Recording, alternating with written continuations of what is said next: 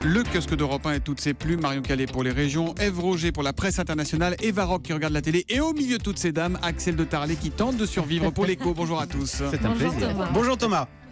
On commence avec Charlie Hebdo. Charlie Hebdo qui s'amuse ce matin du désormais célèbre « Eh oh, la gauche ». Et sur le dessin de Villemain en une, François Hollande est entouré de deux ânes et se désole. C'était déjà pris. Vos quotidiens reviennent largement sur l'Australie qui s'offre 12 sous-marins français comme le titre sobrement Le Monde. 20 000 liasses sous les mers, ironise de son côté Libération. Sur le même sujet, les Échos 20 minutes où aujourd'hui en France s'attardent sur les secrets du contrat du siècle. Le Figaro s'agace en une de voir le gouvernement paralysé face à Nuit debout. Le mouvement né de la contestation de la loi El Khomri dure depuis presque un mois. Face à lui, écrit le Figaro, le gouvernement hésite toujours entre compréhension et fermeté. De la politique, on en trouve également en une de La Croix qui constate qu'à un an de la présidentielle, les Français veulent du changement et affirme que l'idée du ni droite ni gauche fait son chemin. Tiens, à propos de la présidentielle, le Figaro s'est amusé à comparer le favori des sondages un an avant l'élection et celui qui a finalement été élu. Ainsi, en 1980, Giscard était invincible. Un an plus tard, Mitterrand était élu. En 1994, on se souvient tous du président Balladur, devenu un an plus tard le président Jacques Chirac. En 2001, Lionel Jospin entrait à l'Élysée, sauf qu'en 2002, c'est Jacques Chirac qui est resté. Et puis en 2011, bien sûr, c'était le triomphe annoncé de DSK Dominique Strauss-Kahn. On connaît la suite, un article qui risque d'inquiéter un peu Alain Juppé ce matin. Et puis il y a 20 minutes qui pose une question curieuse. Est-ce que je risque la prison pour un selfie ? Eh bien la réponse est oui, figurez-vous. Si vous postez sans autorisation une photo des illuminations de la Tour Eiffel, par exemple, c'est considéré comme une œuvre d'art. Et donc là, c'est un délit passible de 3 ans de prison et de 300 000 euros d'amende. Mais oui, mais c'est un problème dont les sénateurs vont se saisir. L'objectif, c'est garantir ce qu'on appelle la liberté de panorama. On va vous rendre votre liberté de panorama. La Julie. liberté de C'est pas mal, panorama. c'est joli comme formule. Nouveau concept, oui. Ah oui, sinon c'est 300 000 euros et 3 ans. D'accord. Marion Calais, 3-1 en région avec vous ce matin. L'espoir à la une avec les chiffres du chômage. Des raisons d'espérer, titre le Populaire du Centre, alors que l'Écho républicain évoque la baisse de 0,3% du nombre de demandeurs d'emploi en Eure-et-Loire. Baisse moins forte qu'au niveau national, mais baisse quand même. Dans le Sud-Ouest, l'arrestation d'un garçon de 16 ans sur l'île d'Oléron. Il s'agit de l'enquête sur la mort d'Alexia, 15 ans, dont le corps a été retrouvé le mois dernier sur l'île après des semaines de recherche.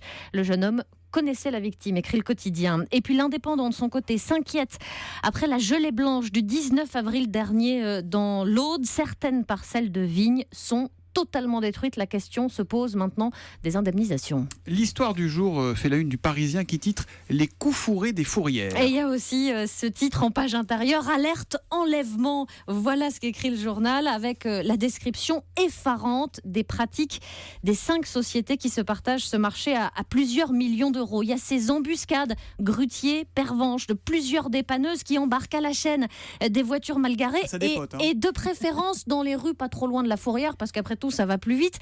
D'ailleurs, il y a des chiffres qui sont quasiment fixés au grutier. Il y en a un qui témoigne de la société Interdépannage. Un de ses anciens salariés raconte qu'il faut, le chiffre minimum, c'est 10 à 12 voitures par jour. Le salaire en fonction du chiffre, c'est-à-dire 1 000 euros au black, et puis 1 000 autres en fonction des résultats. C'est ce qu'il dit, en tout cas, cet ancien salarié d'une société d'enlèvement. On découvre aussi les pratiques de ces grutiers qui parfois enlèvent carrément le bébé à l'intérieur en enlevant la voiture. Il y a comme ça en 2013 des bébés qui se sont retrouvés à la fourrière.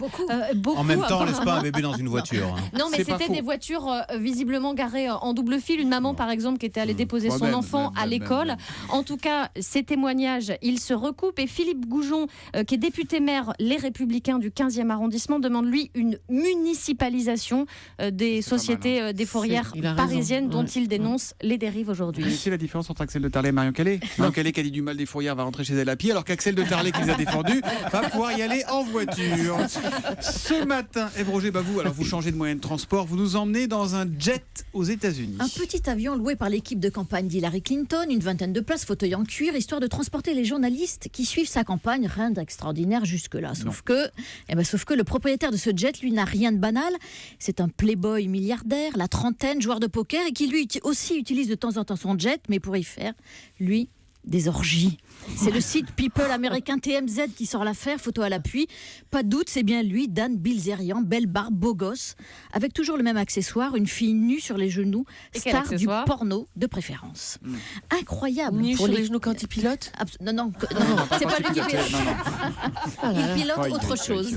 Alors, c'est incroyable pour l'équipe Clinton d'avoir ignoré cet homme. C'est une star des réseaux sociaux. Là-bas, on l'appelle le roi d'Instagram. 17 millions d'abonnés. Le plus gênant pour la candidate aux primaires démocrates, c'est son goût prononcé pour les armes, son goût aussi pour la violence, en particulier contre les femmes. Alors évidemment, cette boule puante tombe mal pour Hillary Clinton dans la dernière ligne droite. Ouais, elle n'est pas directement liée à ça, on est d'accord. Il n'y a pas de photo d'elle, par exemple. Elle n'est pas à bord dans ces moments-là. Justement, elle-même n'utilise jamais ce jet. C'est seulement réservé aux journalistes qui suivent sa campagne. Alors à qui profite le crime ? À son rival démocrate, peut-être, Bernie Sanders, ou alors à Donald Trump, dont Dan Bilzerian, le milliardaire, sans surprise, est un fervent supporter. Vous avez mis quelques photos sur Europe1.fr. On voit bien quelques points communs entre Donald Trump et ce brave garçon. Axel de Tarlé, avec un objet connecté ce matin. C'est Nokia qui s'offre le français Weezings, c'est-à-dire dans les échos. Voilà, parce que Nokia, vous savez, n'est plus dans le téléphone portable. Ils ont tout vendu à Microsoft. Donc Nokia se cherche un nouvel avenir, si possible brillant. Et quand on se cherche un avenir brillant, on rachète une société française. En l'occurrence, Weezings, qui est le champion français. Ce que j'aime bien, c'est la distance qu'il a avec les sujets. Le champion français de la santé connectée. Alors la santé connectée Kesako, c'est très concret. Voilà cette montre, vous voyez, elle est jolie. C'est une montre d'ailleurs, c'est une montre qui, reliée à mon téléphone portable, va me donner, alors je l'ai là, vous voyez, me donne, alors attendez, il faut que je reconnecte et que je fasse 00 le code. Le nombre de pas. Le nombre de pas que j'ai fait depuis que je me suis levé ce matin, 1089 pas, il faut que j'en fasse 10 000 dans la journée.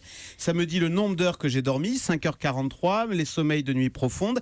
D'ailleurs, cette montre qui est connectée à mon téléphone portable, du coup, va repérer quand je suis en sommeil profond et elle ne me réveillera pas, elle me réveillera quand je ne serai plus en sommeil profond, vous voyez, pour avoir des réveils en douceur. Ça me donne également mon poids, mon pouls, etc. Puis ce sont des données ensuite qui peuvent être retraitées, qui sont très intéressantes pour les labos, puis parce qu'on a, c'est l'ère du big data. Et bien cette société française, qui a été créée en 2008 par 2 Français, vient d'être achetée, ils sont 170, par 200 millions d'euros, voilà. Donc c'est un beau succès. Et pour une fois, ils sont pas trop moches. Elle n'est pas trop moche, la montre. Oui, d'ailleurs, c'est ce qui fait son succès, c'est qu'elle n'est pas ultra techno. C'est une montre à l'ancienne, voilà. Bon, mais c'est une bonne ou une mauvaise chose que ces Français de Weezings se fassent racheter par Nokia? Alors la mauvaise chose, c'est que c'était français, maintenant ça devient finlandais, c'est moins français. Mais au fond, la bonne chose, c'est que ça montre. Non, mais ça montre que c'est pas de la blague quand on dit que la French Tech, vraiment, on a des boîtes fantastiques. Vous savez, au Consumer Show de Las Vegas, on dit sans arrêt qu'il y a beaucoup de Français. Ça montre que c'est pas totalement faux quand on dit que Paris peut se rêver plus tard comme étant la Silicon Valley de l'Europe. Bon, on va dire que c'est plutôt une bonne nouvelle quand même. Voilà, ça montre qu'il y a des belles choses qui se créent. Il y en a beaucoup d'autres derrière. Alors, et en plus, elle donne l'heure. Ah oui, c'est comme vous, si vous voulez. Enfin, vous, c'est de temps en temps, ça dépend comment on vous règle. Je pensais que c'était un écran d'ordinateur. Non, il y a un vrai cadran. Ma vie en Super 8. On change de technologie, c'est sur D8 à 21h ce soir. Eh bien oui, c'est Laurent Boyer qui revient dans son exercice préféré, le portrait. Et alors, pour ce premier numéro, il a choisi Mimi Mati. Alors, elle est assise dans un fauteuil club. Elle va découvrir ou redécouvrir des films de son enfance, les témoignages de ses proches, des extraits qui relatent sa carrière qu'elle va commenter. C'est la petite musique qu'il y a en générique. Ascenseur. L'impression d'être chez Flunch, quoi. Oh non, mais attendez, vous n'avez pas encore mangé. Bougez pas. Et alors évidemment, Flunch. je sais pas pourquoi vous pensez à ça. Faut déjà aller chez Flunch pour connaître la musique de Flunch. Exactement. Merci Julie. Évidemment, il est question de sa taille, 1m32. J'aime pas ce mot handicap. C'est pas un handicap, c'est une différence. Moi, si j'atteins pas le yaourt qui est au 3e étage du supermarché, je demande à quelqu'un de me l'attraper. C'est juste un format qui est un peu original. Voilà, alors vous allez découvrir une battante. L'apitoiement, c'est franchement pas son truc. Ses parents en témoignent. Ils racontent notamment combien ils étaient inquiets lors de sa première journée à l'école. À midi, quand on est allé la récupérer, la directrice nous a dit il n'y a vraiment aucun problème. Au bout de 5 minutes, c'était le chef de bande, c'était elle qui organisait dans la cour. Et c'est ça c'est Mimi. Ils avaient une bande, ils étaient 6-7, ils jouaient les Dalton dans la cour de récréation. Elle était toujours en tête et ça faisait les Dalton. C'est les parents qui témoignent, ils sont hyper drôles. Comme Lynn Renaud, la maman. Oui, elle ressemble vachement à la voix. Et alors Lynn Renaud témoigne d'ailleurs, puisqu'elles sont vraiment amies. Alors Mimi Mati, elle se rêvait vraiment Liza Minnelli. Donc elle a rejoint le Big Bazar, elle a rejoint ensuite le Petit Théâtre de Bouvard. Parcours enchanté, et ben pas vraiment. Écoutez ce que dit son metteur en scène à propos des premières réactions des téléspectateurs. La première fois qu'elle est passée à l'écran, les lettres des téléspectateurs, c'est épouvantable. On ne paie pas des redevances pour avoir des gnomes à la télé. Oh non. La télévision ne doit pas être la cour des miracles. Voilà, alors, c'est vraiment, vous allez découvrir tous ces côtés-là de Mimi Mati. Évidemment, il y a quelques réserves sur son caractère trempé, mais le portrait est dithyrambique. Que voulez-vous, Laurent Boyer est un gentil qui a quand même réussi à dégoter des images d'archives étonnantes, comme celle de ce spectateur que Mimi Mati fait monter sur scène un soir de 2003.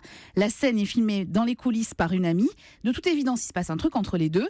Eh bien, il s'appelle Benoît et depuis, c'est devenu son mari. Oh, mais c'est beau, voilà. ça. Depuis Dis donc, 12 ans. Très beau. Oui. Ouais. Et le Richard Peterman, il joue pendant toute l'émission. C'est pas pour vous. Voilà. Ma vie en Super 8, c'est sur D8 à 21h.